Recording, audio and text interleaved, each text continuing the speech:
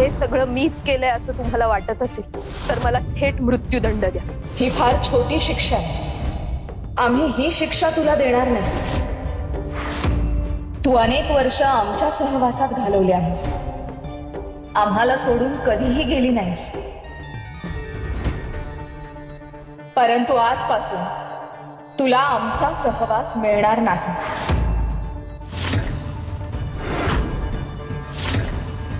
आमच्याशी असलेले सगळे संबंध तुला तोडावे लागतील। आजपासून तू आमच्या विना जगशील, हीच तुझ्यासाठी सगळ्यात मोठी शिक्षा असेल। पद्माला या महालातून बहिष्कृत करण्याचा आदेश आम्ही देत आहोत। आज संध्याकाळच्या आत तू या महालातून निघून जायला हवं पद्मा।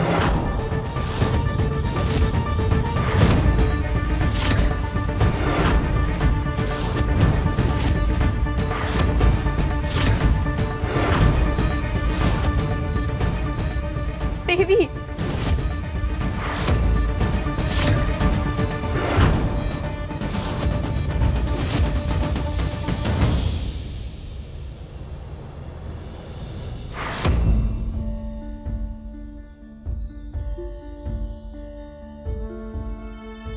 पद्मा,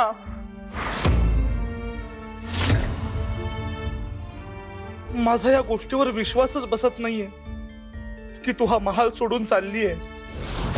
पद्मा तू थांब, तुझ्यासोबत हे जे काही होतंय, तुझ्यावर हे जे काही आरोप केले गेले आहेत, ते नेमकं कोण करतंय हे आपण शोधून काढलंच पाहिजे। मी देवींशी बोलतो, मी प्रभूंना समजावतो, ते मध्यस्थी करतील। तू थांब पद्मा। नाही नंदी महाराज, जर देवींनाच माझं म्हणणं पटत नसेल, जर मी अपराधी आहे असं त्यांना सुद्धा वाटत असेल, तर कुणाला आणि काय समजावणार आपण? पद्मा, त्यापेक्षा मी इथून गेलेलंच बरं आहे, हेच माझं प्राक्तन आहे, मला ते मान्य करावंच लागेल।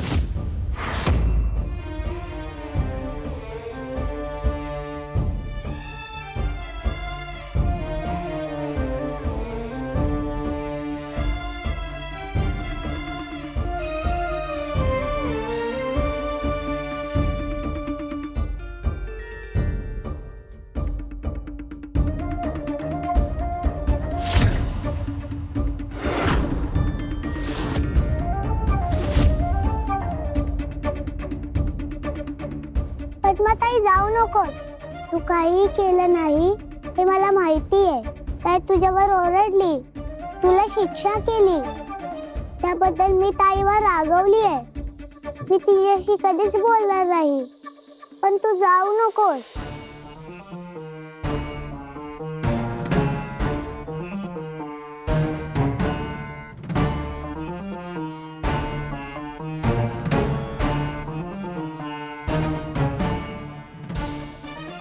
बाळा, तुझ्या ताईवर अशी रागावू नकोस। तूच मला म्हणली होतीस ना, ती लग्नाच्या सगळ्या धावपळीत आहे, म्हणून असं तिचा कुठेतरी राग निघतोय, आणि आता तूच रागवतेस तिच्यावर। मग तू जाऊ नकोस ना, तू इथेच थांब, मी ताईला समजावते। आता त्यांना कोणाचं काही ऐकून घ्यायला वेळ नाहीये बाळा। एकदा हे लग्न वगैरे सगळं उरकलं ना की आपण शिस्तीत समजावू त्यांना। तू माझी काळजी नको करूस, मला काही नाही होणार। मी आता तुझ्या ताईला भेटून निघतीच आहे। ठीक आहे।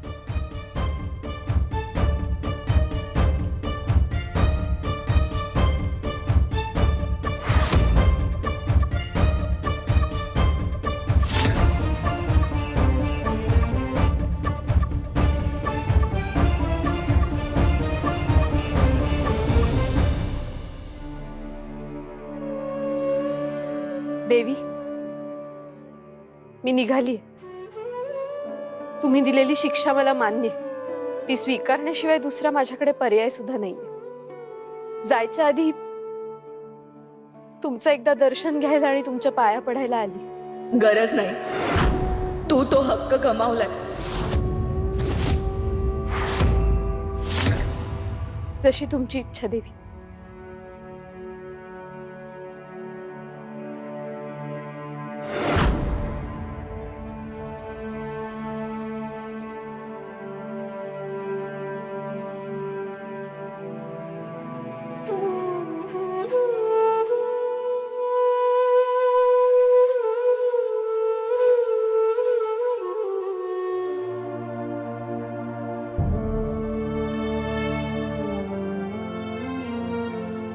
हे काय घडलंय त्याची आम्हालाही नेमकी कल्पना नाही पद्मा, पण हा नियतीचा खेळ आहे.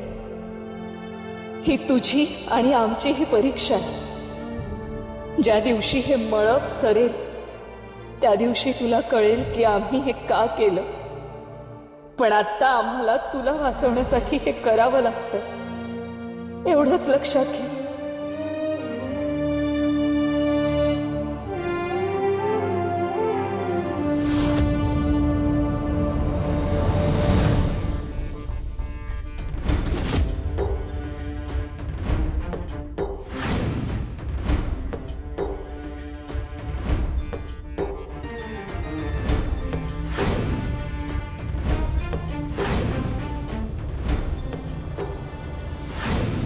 देवी, आम्ही आपल्यासाठी भोजन आणले आहे, थोडंसं खाऊन घ्या. आम्हाला काहीच खायची इच्छा नाहीये शुंभा, आम्ही नाही खाणार. असं करून कसं चालेल? पहा, आता तुमचा विवाह होणार आहे, त्यात तुमचा शक्तिक्षय झाला होता, त्यातून आपण अजूनही बऱ्या झालेला नाही आहात. आणि अशा वेळी असं दुःखी होऊन स्वतःला त्रास करून कसं चालेल बरं? स्वतःसाठी नाही, परंतु तुमच्या जवळच्या व्यक्तींसाठी, आमच्यासाठी, तुमच्या भक्तांसाठी तरी थोडंसं खाऊन घ्या. देवी, आम्हाला तुमची गरज आहे. आम्ही एकदा सांगितलं ना, आम्हाला काहीही नकोय, तू जा इथून. परंतु देवी, आम्ही ठरवलंय, आम्हाला जेवायचं नाहीये, त्यात काहीही बदल होणार नाही.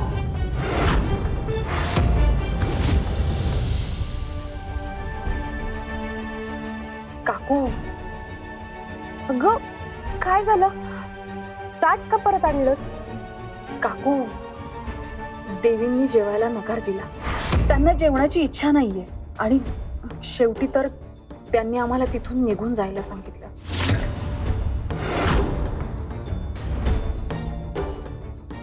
अगं काकू, आम्हाला त्यांनी पाठवून दिलं म्हणून आम्हाला वाईट वाटत नाहीये. उलट आम्हाला देवींची काळजी वाटतेय. त्यांना पद्माला शिक्षा करावी लागली त्यामुळे त्या खूप अस्वस्थ आहेत.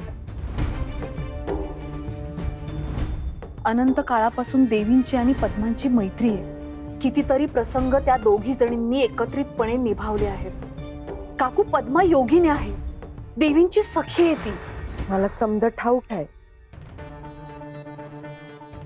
काकू, देवींचा विवाह जवळ आलाय आणि याच काळामध्ये दोघी जणींमध्ये दुरावा निर्माण झालाय. मग देवींना वाईट वाटणं स्वाभाविकच आहे ना? ते समज ठीक आहे ग, पण आता तुळजानं यातून लवकर बाहेर पडलं पाहिजे. लग्नाला फार दिवस उरले नाहीत, किती विधी करायचे आहेत. वधू अशी उदास असेल तर कसं चालेल? काकू, तुम्ही आई म्हणून जो विचार करताय तो अगदी योग्यच आहे, पण तुळजादेवींना इतक्या लवकर सावरणं थोडंसं अवघडच आहे. कारण एखादं नातं जेव्हा कडू होऊन मोडतं तेव्हा काय वाटतं हे आम्हाला चांगलंच ठाऊक आहे. आमचे पती असुर नरेश महिषासूर आणि आमच्यातही असाच दुरावा निर्माण झालाय. कितीही बाजूला सारायचं म्हटलं तरीही ते विचार मनात येतातच आणि मग त्रास होतो.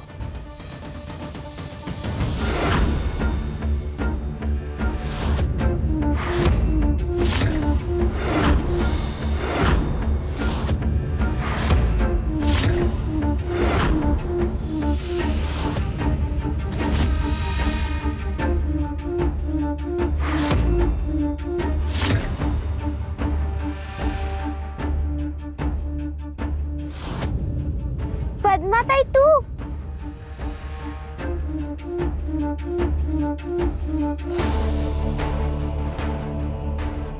पद्माताई, तू इथे बस, मी पाणी घेऊन येते.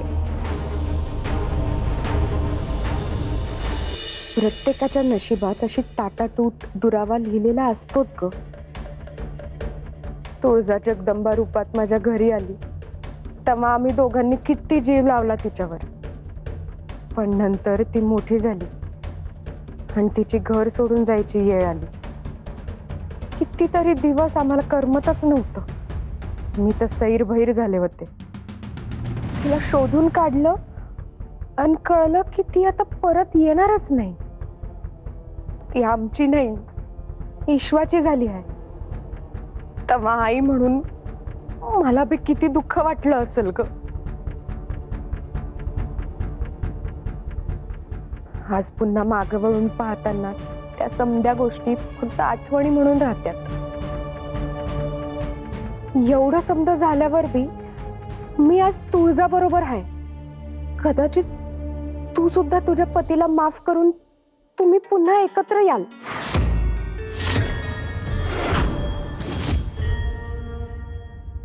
तू अशी न कळत कशी आलीस एवढ्या रात्री? तुळजाई कशी आहे? सगळं ठीक आहे ना? आणि लग्नाचे विधी सुरू झाले ना? तिथं समजा मस्त असेल ना? तुळजाई तर आनंदात असेल, तिच्यामुळे मी इथं बी मजेत आहे. छान चाललंय ना सगळं? सांग ना पद्माताई, कसं आहे तिकडचं वातावरण? काय झालं पद्माताई? ओवी, बाळा मी तुझ्यासोबत इथे काही दिवस राहू शकते? पद्माताई असं का विचारतेस? आपण याच्या आधी एकत्र राहिलोय की. तुझा आणि तुळजाईचा हक्क आहे इथे राहण्याचा. तुळजाई सुद्धा येणार आहे का? नाही. तू अशी उदास का आहेस? नीट बोलत का नाहीयेस? अगं रडू नको पद्माताई, काय झालं मला सांग ना. आपल्या देवी माझ्यावर खूप रागवलेत ग. त्यांचा माझ्याबद्दल खूप मोठा गैरसमज झालाय. त्यांच्या गुप्त गोष्टी चोरून ऐकत होत्या असं वाटतंय त्यांना. तू मला ओळखतेस, तू सांग मी असं करेन का? मी असं वागू शकते का? मी अशी आहे का? सांग तू मला. पद्माताई तू रडू नकोस, तू अजिबात अशी नाहीस.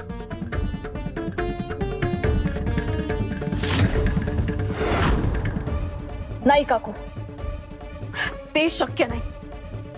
आम्ही त्यांच्याकडे परत जाणं कधीच शक्य नाही. त्यांचं आणि आमचं नातं पुन्हा निर्माण होणं हे कदापि शक्य नाही.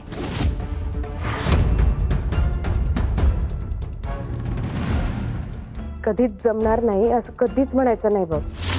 शुंभा, या जगात अशक्य असं काय बी नसतं. नियतीच्या फेऱ्यात सटवाईंनी काय लिहून ठेवलंय हे कुणाला बी ठाऊक नसतं. बरं थांब, तुळजा जेवत नसेल तर मलाच तिला समजवावं लागेल. आलेच मी. काकू ऐका ना, देवी नाहीच जेवणार. त्यांनी आम्हाला कठोर शब्दात नकार दिलाय. अगं तुझ्या परीस जास्त ओळखते मी तिला. तिला जेवण कसं भरवायचं हे मला चांगलंच ठाऊक आहे. ती जगाची आई असली तरी आता मी तिची आई आहे.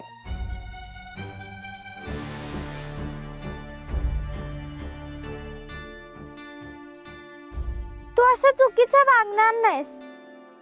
तुमच्यात काही गैरसमज झाले असतील, तुम्ही ते दूर करा.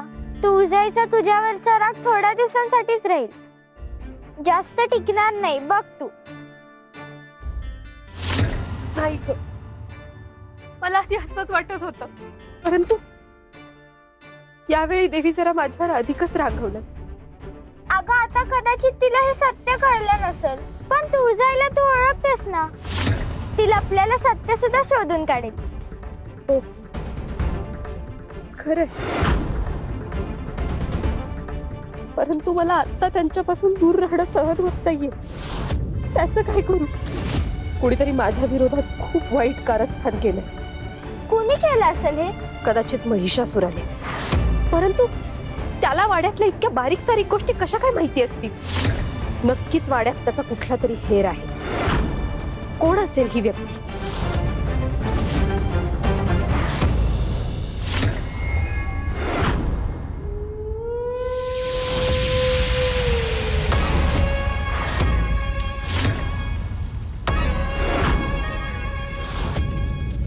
या संकेतांचा अर्थ स्पष्ट आहे.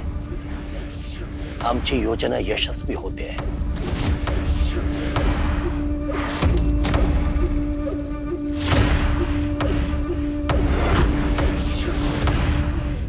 तुळजाच्या प्रासादात जे काही घडलं त्याचं दायित्व त्या पद्मावर आल्याचं आम्हाला नभाजीकडून कळलं होतं.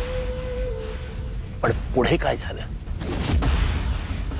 ज्या उद्देशाने आपण हा संपूर्ण डाव रचला तो उद्देश सफल झाला की नाही?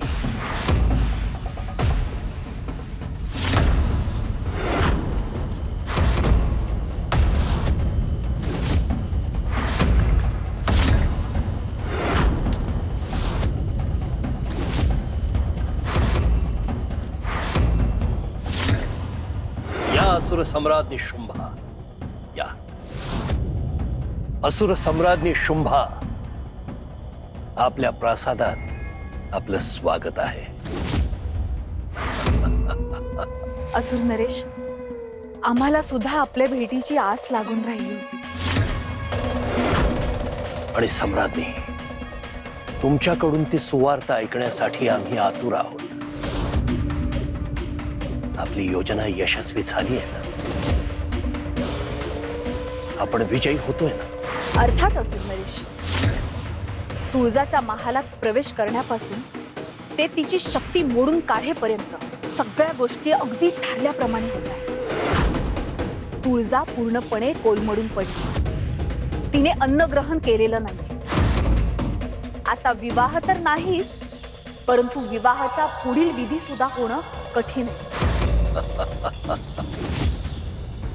वा सम्राट, याचा अर्थ आपला घाव तिच्या वर्मी लागलाय. आपल्या सर्वात प्रिय सखीने आपला असा विश्वासघात केला, ही कल्पनाही तिला सहन होत नसेल. पुरती खचून गेली असेल तुळजा. यापुढेही तिच्या प्रत्येक पावलावर आपण अशी संकट उभी करू की विवाहाचा विचार सुद्धा तिच्या मनाला शिवणार नाही. सम्राज्ञी, इतका प्रदीर्घ काळ आपण ज्यासाठी संघर्ष केला, ती घटिका आता समीप येते आहे. आणि सम्राज्ञी, या सगळ्याचं संपूर्ण श्रेय आपलं आहे. असुर नरेश,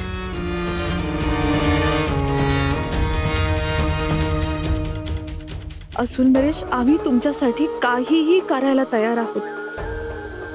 तुमचा आमच्यावरती जो काही विश्वास आहे तोच आमच्यासाठी महत्वाचा आहे. त्या धूम्राक्षाच्या बाबतीत जे काही घडलं त्याचा आळ दैत्यगुरु शुक्राचार्यांनी आमच्यावरती टाकला. तेव्हा आम्हाला असं वाटलं की आपणही विचलित झाला आहात. तुळजा आणि महादेव यांच्या नात्यातलं रहस्य शुंभाला जाणून घ्यायचं होतं, म्हणून आम्ही ती कथा तिला सांगितली. पण त्यातून नक्की काय बोध घ्यायचा हे सोडून तिनं वेगळेच प्रयत्न सुरू केले.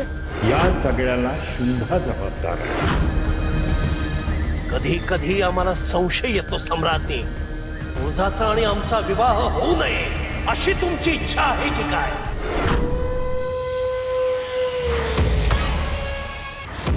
दैत्यगुरूंच्या समोर तुम्ही असे काहीही जाणवू दिले नाही, परंतु तुमचा आमच्यावरती विश्वास होता. अर्थात सम्राज्ञी, आम्ही आपल्यावर कदापि अविश्वास दाखवू शकत नाही, परंतु दैत्य गुरु शुक्राचार्यांवर मात्र आमचा विश्वास नाही. त्यांच्या हेतूबद्दल आम्हाला शाश्वती नव्हती. ते महादेवांचे इतके निस्सीम भक्त आहेत की आपली रहस्य ते त्यांना सांगत असतील अशी शंका आमच्या मनात निर्माण झाली. आणि सम्राज्ञी, तसे संकेतही मिळाले. महादेवानी दैत्य गुरूंना आपल्याकडे बोलावून घेतलं आणि त्यांच्या करवी आमच्यासाठी संदेश पाठवला.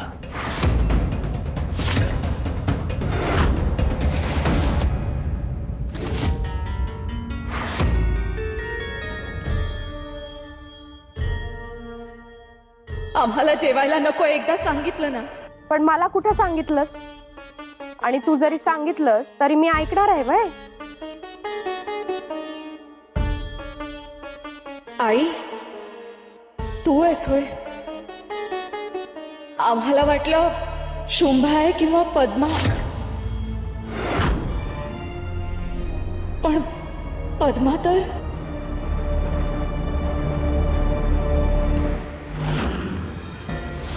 तुळजा, पद्मा तुझी जवळची आणि लाडकी सखी आहे ना ग. ती इथं नाही, पण तरीही तिची उणीव तुला भासती ग. मी सुद्धा लई विचार केला या सगळ्या प्रकाराबद्दल. मला बी नाही वाटत ग की ती अशी वागेल. या मागे ना नक्कीच कुणाचं तरी कारस्थान आहे. हे असं तुला बी वाटतंय हे मला जाणवतंय. खरं ना?